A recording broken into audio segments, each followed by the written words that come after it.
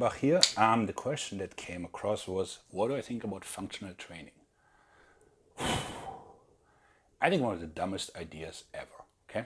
Why do I say this? I think it's a crossover between a ripoff and something that's very dangerous.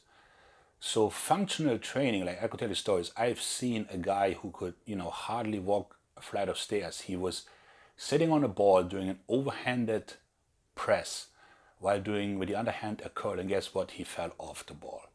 Or a guy hopping through the gym, jumping on a Bosu ball, trying to jump on a step up, breaking his ankle doing so. So functional training is like, I don't know why that came from. It's like, oh, you gotta be functional. Well, functional for what? When on God's green earth do you ever have to do a Turkish get-up? Okay? So, for instance, a long, long time ago, when I was swimming, we did a lot of sort of two-arm cable pullovers. You know why? Because that's how you swim, right? So that's a brilliant idea. The same like, let's say, battle ropes for boxers, because they have to keep their hands up, right? Got it. Good idea. Sitting on a Bosu ball and benching is just insane because, first of all, I can, let's say, whatever, bench like 110s or 120s, right? If I'm on a ball, I can do maybe, I know, 50s or so. So I'm underworking my pecs for sure, but my rotator cuff is in greater danger than ever. So that's a really dumb idea, okay?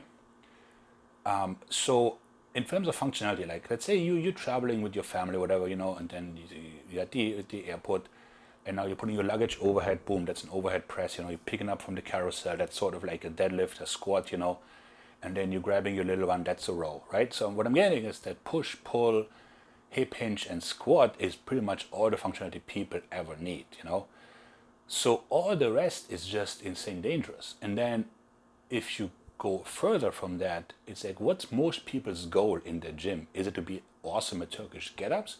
No, it's to look better. So for lack of a better term, we're gonna call them hypertrophy athletes, even though some people want to do fat loss, but that requires you to keep the muscle, so you get the idea. So for keeping the muscle, building muscle, whatever, the key to do so is isolation, meaning really holding the muscle tight, right? And using only a very small part of your body to move that weight. Now, if I want to flip a tire, I want to use whatever I have, okay? Which makes sense because it's really heavy.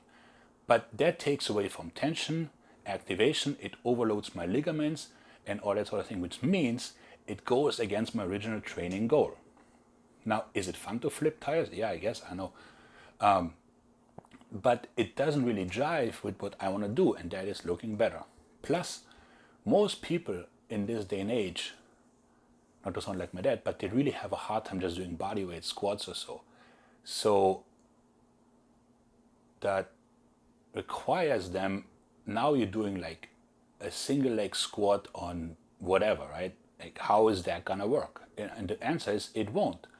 So if people stick to getting better at squatting, pushing, pulling, and hip hinging, working tension, and then in the process are looking better because, they know which muscle to shorten, they will be functional, like, as much as they need. And if the zombie apocalypse ever comes, we're screwed anyway. So like no amount of Turkish get-ups is gonna help you then, right? But for day-to-day life, like it's like, how do I make my workout most effective, and how do I not get injured, right? So those are the two things that really matter. And the majority of functional training goes against those two, right? Therefore, it's something that I would strongly suggest to stay away. All right, Mike out.